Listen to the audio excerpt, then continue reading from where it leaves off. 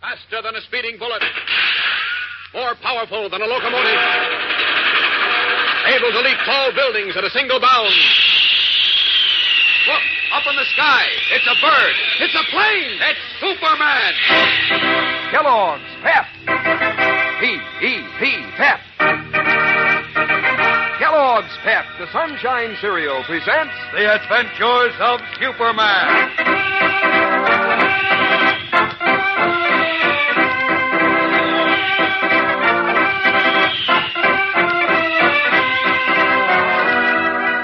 Today, as Rufus Pelly plans to make use of the Daily Planet in an effort to wreck the World Peace Federation, Clark Kent has received a mysterious telephone call that has sent him rocketing into the skies as the Man of Steel.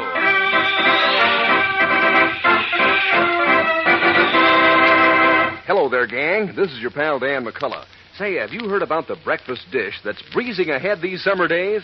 It's Kellogg's Pep, the Sunshine Cereal. Yes, sir, Pep sure is a whiz of a treat. So light and cool and inviting that, well, you can hardly wait to start eating. Right off, that tender crispness gives you the old come on. And the crunchiness of those whole wheat flakes starts sending. And when you do pitch in, what a flavor. A catchy, exciting flavor. A golden toasted flavor. A top-notch, soul-good flavor that makes your appetite do nip-ups. Believe me, gang, Kellogg's Pep sure is on the beam. It rates super-duper every time when it comes to teasing your taste. Why, Pep's double everything you say for delicious, and you just wouldn't think of stopping until you've polished your bowl of Pep clean as a whistle, which is always a smart idea because Pep is good for you. Sure, just ask Mom. She'll tell you that. And nowadays, it's particularly smart because the cereal grains have been picked out to help give good nourishment to fellows and girls overseas. So, gang, remember, eat all your Pep. Don't waste it. Now, the Adventures of Superman. When Homer Smith, newly appointed representative of John Grayson, publisher of the Daily Planet, ordered Editor Perry White to attack the World Peace Federation in the paper, White refused, and that day he mysteriously disappeared.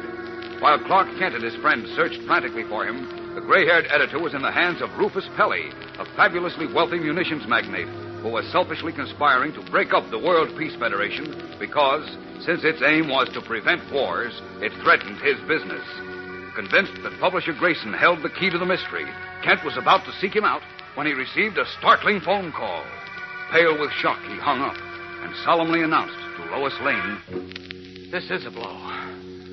Now the odds against finding Mr. White and saving the World Peace Federation are 1,000,000 to 1.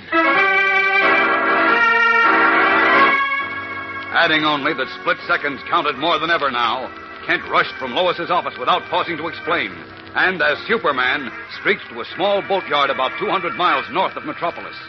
As we continue now, once more in his guise of Clark Kent, he is speaking to a worried boatman in a little bait and tackle shack on the harbor's edge, as outside a violent storm is raging. Listen. You say Mr. Grayson went out on the water in this storm? Yes, sir. Done all I could to talk him out of it, I did, but he wouldn't listen, the stubborn fool. Oh. Wind was blowing up already and the barometer dropping fast when he put out. Well, listen, did Look he say... at that barometer, Mr. Grayson, I said to him. Look how she's dropping. Way it looks and feels to me, we're in for something mighty near a hurricane, I says. But he wouldn't listen to me. Practically is a hurricane. I had all I could do to get through it myself. But tell me, did he say... what? I said I hope Mr. Grayson can get through it. Now tell me... Nope, ain't got a chance in that little boat of his'n. I already called the Coast Guard, but they can't put out in this blow. Yes, well, look, That's why I put that call through to Mr. Grayson's wife in Metropolis. I figured she ought to know. Yes, Mrs. Grayson called me. But listen, please, tell me, did Mr. Grayson say which way he was going?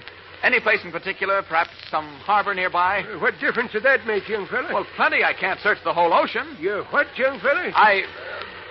Oh, never mind. Just answer my question. Please, did he say where he was going? You want to know what he said? Well, I'm doing all I can to find out. If you know, please tell me. Every second counts. Well, I'll tell you all right. Just before he puts out, I says to him, Mr. Grayson, you listen to me. You're a good sailor, but I know these waters and these storms even better than you. Well, now, look, If you take that little boat of yours out in the ocean today, there's a mighty strong chance you won't be bringing her home. And you know what he says to me then? Oh, good heavens, Sam, if you'll only tell Well, me... I'm telling you. He looks out over the harbor to where the wind is already boiling the water white over the rip. And he says, like to himself, only I can hear him, he says, I don't care if I don't get back. Scott, which way did he head, Sam? Which way? Oh, due east and a point or two south. Straight out to sea, past the long rift there. Due east and a point or two south. Yes, sir. Keeps running in my head how he said, hey, where you going, young fella? I'll be seeing you. Wait, you don't want to go out in that storm. Wow. Does feel like a hurricane. That's not going to stop. Superman. Nobody around. I can get out of these clothes back at the shack here. So, John Grayson doesn't care if he gets back or not, eh? Well, I know why. But I've got to bring him back. There we are. All set. Now to try to find Grayson. Up and away!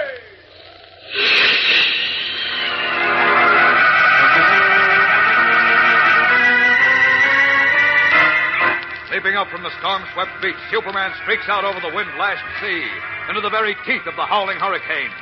Farther out to sea, the gale is stronger. Fierce winds, sweeping at almost 100 miles an hour, swirl and lash at the Man of Steel, buffeting even his powerful body, almost blinding him with teeming rain which stings like needles, so that he has to slow his rocket-like speed and, gasping for breath, clear his eyes so that he can see the heaving, churning waters below.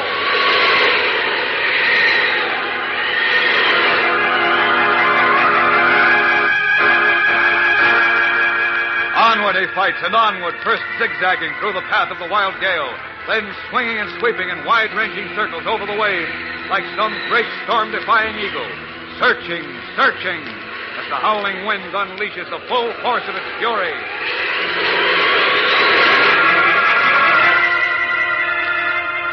The Superman is fighting one of his greatest battles with the elements. Lois Lane sits in her office in the Daily Planet, hundreds of miles away. Her face is hidden in her arms on the desk. She is sobbing as Jimmy Olsen enters. Listen, Miss Lane, I want... Gosh, you're crying. Crying?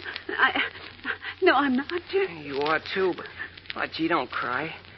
I know how you feel, but... Well, Inspector Henderson or somebody might find Mr. White yet, and... Sure. Of course they will, Jim. Gosh, I feel like bawling, too, sometimes, and... Well, I wish they'd hurry up and find him, because... Well, he yowled a lot and popped off all the time, but he didn't really mean it. He was really a swell guy. Don't, Jim. He'll be right back here running the Daily Planet and calling us names and not meaning it, and everything will be just the same as it used to be. Only without Mr. Homer Smith, I hope. Homer Smith. Good heavens, I forgot. You forgot about that no-good pasty face. No, the time. I've been so upset I didn't even look at my watch. What time is it? 4 minutes to 11. Why? Why? We go to press at 11, and 1 hour later at noon, the Planet will be on the street with that vicious page 1 attack against the World Peace Federation. Oh, jeepers, I forgot that, too. I was thinking about Mr. White. Now, listen, we can't let that filthy, lying editorial be published, Jim. The Planet's a big paper. It's respected. Well, many readers will believe that editorial because it's in the Planet. They'll be wrongly influenced against the Peace Federation and against unity among nations. Why, if the Federation falls apart... I know. We'll have another war. And the next war with atomic weapons will be just too bad. Exactly. We just got to stop that editorial. Are you kidding? How are we going to stop it? I don't know. Without Mr. White here, Homer Smith is running things. And he says that editorial goes in right spang in the middle of page 1, so nobody can miss it. Dear. We've got to do something. We must. Yeah, Jim. but what? I even tried to see Mr. Grayson myself this morning. Oh. I know Mr. Ken and Mr. White talked to him, but I'm on the board of directors of the Junior Committee for the World Peace Did you Federation. see Clark there? Where? At Mr. Grayson's. No, I didn't get in. The butler said Mr. Grayson was out of town. Oh, dear, that means that Clark didn't see him either. I thought when he got that phone call and rushed away that he was going to see Grayson and somehow get him to stop Mr. Smith, but... What's that? What? Oh, that's the... Oh, that's the insurance company clock, and it's striking 11. Your watch must be slow, Jim. Oh, yeah, the presses will be starting now, starting to print Smith's lying editorial. And the papers will be on the street within 1 hour. Oh, Jim, what are we going to do? I guess we're licked, Miss Lane. There's nothing we can do now. Helplessly, Lois Lane and Jimmy Olsen look at each other, defeat in their faces. 1 hour left. 1 hour, 60 minutes, in which to stop the munitions magnates' lies from influencing people against the World Peace Federation. What will happen? We'll know in a moment when we return for the exciting climax of today's episode. So stand by. You know, Monday's a big-time day on the Superman Show because that's when we bring out a brand new Pep Dish of the Week. A tricky new way to dress up your breakfast dish of Kellogg's Pep. So, are you ready for the big announcement? Well, here goes. This week's Pep Dish of the Week is a Pep Double Play. It's a knockout. Listen, pour half your serving of Kellogg's Pep, the Sunshine cereal, in the bottom of your bowl. Then pour on a layer of blackberries, chilled in sugar. Add the rest of your Pep, then top with cool milk, and that's a Pep Double Play. Sure makes a hit with your morning appetite. It's that double layer of Pep that peps up the berries, because Pep is crisp and crunchy and tender, and crammed with its own full, sparkling sunshine flavor. Why, Pep is such a smooth dish, you're busy spooning it up until you've finished off every last delicate flake. And that's the hep thing to do, especially nowadays when the cereal grains are being sent to fellows and girls overseas. Keep that in mind when Mom brings Kellogg's Pep home from the grocer's. Eat all your Pep. Don't waste it.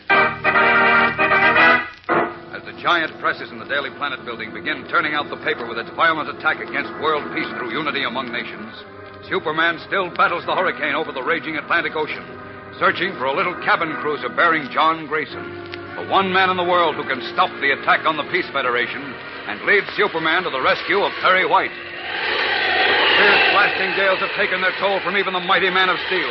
He is breathing heavily now, fighting for breath as he shields his eyes from the wind-driven rain with his cape, fighting the growing weariness in his battered arms and legs.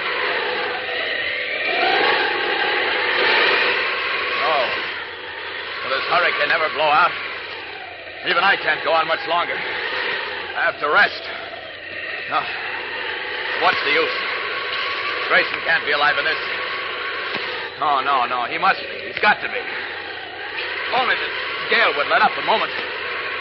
I can't keep my eyes clear. Wait a minute. What's that down there?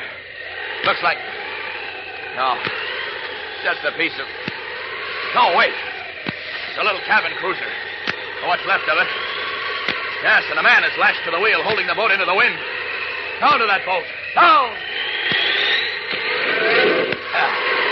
Now, let's see. Yes, it's Grayson. You can hardly hear his heart, but he's alive.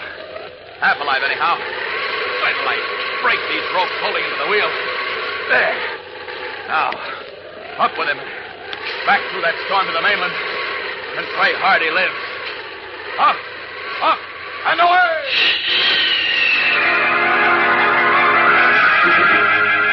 Leaping from the fast-sinking cabin cruiser with the limp, half-drowned John Grayson in his arms, Superman turns toward the distant mainland, calling on his flagging muscles for their final ounce of speed and strength to get him and his burden through safely. Will Superman get Grayson to the mainland in time to save the publisher's life? And if so, can Grayson, as Superman hopes, lead him to Perry White and to the mysterious evil men who are selfishly conspiring to wreck the World Peace Federation so that they may grow richer from war?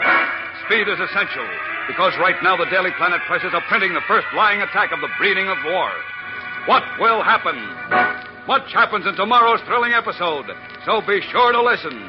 Tune in, same time, same station. And remember, for breakfast, it's Kellogg's Pep. For excitement, the adventures of Superman.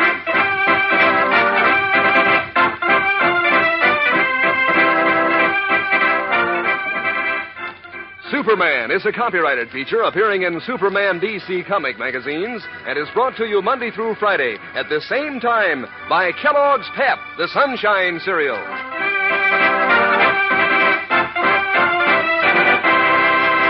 Say, gang, when you line up all the famous names you know, you'll find Kellogg mighty near the top. That's Kellogg, the greatest name in cereals. And here's some of the good things Kellogg packs into each plump, tender biscuit of Kellogg shredded wheat. Flavor, natural nut-sweet flavor, toasted just right.